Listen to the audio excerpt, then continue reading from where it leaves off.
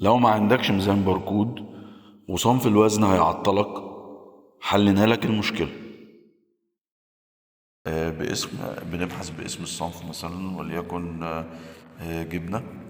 بمجرد ما بتظهر بيطلع لنا شاشة تقول لنا عايز وزن قد ايه بالظبط. هنقول له مثلا 125 جرام. تمام.